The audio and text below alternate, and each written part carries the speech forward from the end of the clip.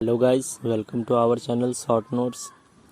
तो जो हमारा आज का टॉपिक है वो है, आप जैसे कि जानते होंगे कि CRSU MCQ बेस्ड क्वेश्चन लेने वाली है फर्स्ट ईयर में। तो हमने फर्स्ट ईयर को ही पहले चुना है और जो फर्स्ट ईयर में सबसे पहला सब्जेक्ट है हमारा वो है चाइल्डहुड एंड ग्रोइंग अप। तो आइए हम चाइल्डहुड एंड ग्रोइंग अप के कुछ 25 मोस्ट इम्पोर्टेंट क्वेश्चन करते हैं। तो आपका टाइम ना लेते हुए जल्दी क्वेश्चन स्टार्ट करते हैं। तो सबसे पहला है हमारा, किस मनोवैज्ञानिक का कहना है कि सभी बालक जन्म के समय समान होते हैं? तो इसमें ऑप्शन हमें है क्रो और क्रो, वॉटसन, क्लार्क और बिर्च और मैक्ड्यूगल। तो जो करेक्ट आंसर है हमारा वो है ऑप्शन सेकंड, वॉटसन। तो गाइस, ये जो आप क्वेश्चन कर रहे हैं तो आप ये कॉपी पर लिखते हुए रखिए ताकि आपको ये पता चल सके कि आपने कितने क्वेश्चन इसमें से सही किए हैं, और कमेंट के जरिए ये चीज़ हमें ज़रूर बताइए। नेक्स्ट है, संवेगात्मक विकास में किस अवस्था में तीव्र परिवर्तन होता है? तो जो फर्स्ट ऑप्शन है शिशु अवस्था, युवा अवस्था, बाल्यावस्था और किशोरावस्था। तो आपका जो करेक्ट आंसर है वो है ऑप्शन डी, किशोरावस्था में तीव्र गति से परिवर्तन होता है। थर्ड क्वेश्चन है, शिक्षक को शिक्षा मनोविज्ञान के अध्ययन की प्रत्यक्ष आवश्यकता नहीं होती है। क्वेश्चन ध्यान से देखिए, क्वेश्चन कह रहा है कि शिक्षक को शिक्षा मनोविज्ञान के अध्ययन की प्रत्यक्ष आवश्यकता नहीं है। तो ये जो चार ऑप्शन है हमारे पास, बाल्य व्यवहार और अध्ययन, शारीरिक सुडौलता, व्यक्तिगत विभिन्नताओं की समझ, अनुशासन की व कक्षा व्यवस्था। तो जो हमारा फर्स्ट ऑप्शन है वो करेक्ट है, थर्ड भी करेक्ट है, फोर्थ भी करेक्ट है।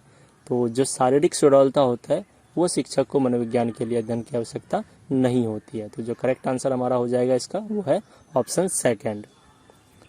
आइए नेक्स्ट है हमारा फोर्थ क्वेश्चन। फोर्थ में कह रहा है, किसी बालक की समस्या के कारणों को ढूंढने में निम्नलिखित में से सबसे कम उपयोगी मनोवैज्ञानिक विधि है? तो ऑप्शन है हमारे पास प्रयोगात्मक, व्यक्ति इतिहास, निरीक्षण, परीक्षण। तो जो करेक्ट आंसर है आपका वो है ऑप्शन डी, परीक्षण। फिफ्थ क्वेश्चन, नेक्स्ट, शिक्षा मनोविज्ञान की प्रकृति के संबंध में कहा जा सकता है? तो शिक्षा मनोविज्ञान की प्रकृति के संबंध में क्या कहा जा सकता है? देखिए ऑप्शन देखते हैं हम। तो इसमें फर्स्ट ऑप्शन है इसमें लचीलापन नहीं है, सेकंड अति संकुचित है, नेक्स्ट इसमें व्यापकता नहीं है, यह सर्वव्यापी है तो सर्वभौमिक भी। तो जो आपका करेक्ट आंसर हो जाएगा वो हो जाएगा ऑप्शन डी, यह सर्वव्यापी भी है तो सर्वभौमिक भी है। नेक्स्ट क्वेश्चन है हमारा, मनोविज्ञान का संबंध प्राणी मात्र के व्यवहार के अध्ययन से है जबकि शिक्षा मनोविज्ञान का क्षेत्र। तो ऑप्शन है हमारे पास मात्र मानवीय व्यवहार के अध्ययन से है, केवल शैक्षिक संपत्तियों के व्यवहार मानव व्यवहार से है, ए या बी दोनों, या उपयुक्त में से कोई नहीं। तो जो हमारा करेक्ट आंसर हो जाएगा इसका वो हो जाएगा ए और बी दोनों, यानी कि ऑप्शन सी, ऑप्शन सी। ठीक है। नेक्स्ट है हमारा, बाल्यावस्था में मस्तिष्क का विकास होता है। तो बाल्यावस्था में मस्तिष्क का विकास कितने प्रतिशत तक हो जाता है? ये आप लोगों ने पढ़ा होगा चैप्टर में, तो ये इसमें ऑप्शन बताने की तो कोई ज़रूरत नहीं है, आप लोग आंसर ढूंढ चुके होंगे। तो जो करेक्ट आंसर है इसका वो है 90%। नेक्स्ट है, मनोविज्ञान शिक्षा के क्षेत्र में सहायता देता है तथा स्पष्ट करता है। तो आइए देखते हैं मनोविज्ञान क्या स्पष्ट करता है। पहला ऑप्शन है शिक्षा के आदेशों का निर्माण कैसे किया जाए, शिक्षा में के कौन से उद्देश्यों का निर्धारण करे, शिक्षा के उद्देश्यों की संभावना, शिक्षा के उद्देश्यों का निर्धारण कैसे करें। तो जो करेक्ट आंसर है इसमें वो है ऑप्शन सी, शिक्षा के उद्देश्यों की संभावना। नेक्स्ट है हमारा, विकास एक प्रक्रिया है। तो आप लोग तो ये जानते ही होंगे कि विकास किस प्रकार की प्रक्रिया होती है। तो इसका जो करेक्ट आंसर है वो है ऑप्शन बी, विकास निरंतर होने वाली एक प्रक्रिया है। नेक्स्ट, जब हम किसी भी व्यक्ति के विकास के विषय में चिंतन करते हैं तो हमारा आश्रय क्या होता है? आइए देख लेते हैं।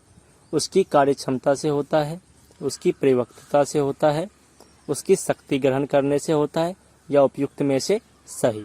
तो जो आपने ऊपर के तीनों ही ऑप्शन देखे ये तीनों ही करेक्ट है। तो यानी कि हमारे पास जो इसका करेक्ट आंसर है वो क्या है, ऑप्शन डी, यानी कि सब ऑप्शन सही है। नेक्स्ट है, मनोविज्ञान को व्यवहार का विज्ञान कहा जाता है, यह किसने कहा था? तो जो मनोविज्ञान को व्यवहार का विज्ञान कहा था वो किसने कहा था, वो वॉटसन ने कहा था। तो आपका ऑप्शन बी सेकंड सही हो जाता है।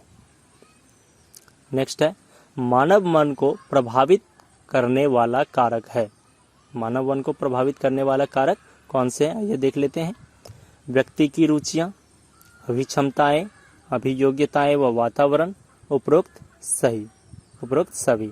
तो जो इसका करेक्ट आंसर है वह है उपरोक्त सभी, क्योंकि व्यक्ति की रुचि भी ठीक है, अभिक्षमताएं भी होनी चाहिए और अभियोग्यताएं व वातावरण का भी प्रभाव पड़ता है, तो इसलिए ऑप्शन डी करेक्ट आंसर है। नेक्स्ट है हमारा, शैशव अवस्था में बालक में पाया जाता है। तो शैशव अवस्था में बालक में क्या पाया जाता है, ये देख लेते हैं। अनुकरण करना, सहयोग लेना, आश्रितता, इसमें से उपरोक्त सभी। तो जैसा कि हमने शैशव अवस्था वाले चैप्टर में पढ़ा था, तो इनमें ये तीनों ही होता है, शैशव अवस्था में ही हो जाता है, तो इसलिए ऑप्शन डी इसका सही आंसर है। क्वेश्चन 14, विकास में के संदर्भ में मैक्ड्यूगल ने क्या कहा था? व्यक्तित्व का विश्लेषण किया, मूल प्रवृत्तिता व्यवहार का विश्लेषण किया, बालक के शारीरिक विकास का विश्लेषण किया, उपयुक्त में से कोई नहीं। तो जो करेक्ट आंसर है हमारा वो हो जाएगा ऑप्शन बी। तो विकास के संदर्भ में मैक्ड्यूगल ने क्या कहा था, करेक्ट आंसर है हमारा ऑप्शन बी, मूल प्रवृत्त्यात्मक व्यवहार का विश्लेषण किया है। नेक्स्ट है, मनोविज्ञान को शुद्ध विज्ञान माना है। अब किस राइटर ने मनोविज्ञान को शुद्ध विज्ञान कहा था? तो जो करेक्ट आंसर है वह है हमारा ऑप्शन सी, जेम्स डेवर ने कहा था। ठीक है। नेक्स्ट है हमारा, शिक्षा मनोविज्ञान क्या है? तो आइए ऑप्शन फटाफट देख लेते हैं हम।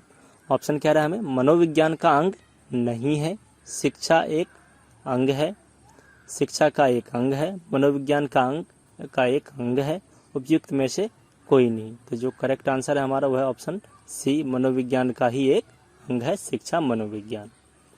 नेक्स्ट है हमारा क्वेश्चन नंबर 17। क्वेश्चन नंबर 17 में ये कह रहे हैं कि मनोविज्ञान मन का वैज्ञानिक अध्ययन है जिसके अंतर्गत न केवल बौद्धिक अपितु संवेगात्मक अभिभूतियों, उत्प्रेरक शक्तियाँ तथा कार्य का व्यवहार भी सम्मिलित होता है।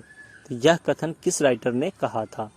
पहला ऑप्शन है C.W. Welton, Charles E Skinner, Gardner Murphy, C. Woodworth. तो जो करेक्ट आंसर है हमारा वो है ऑप्शन ए, C.W. वेलेंटाइन।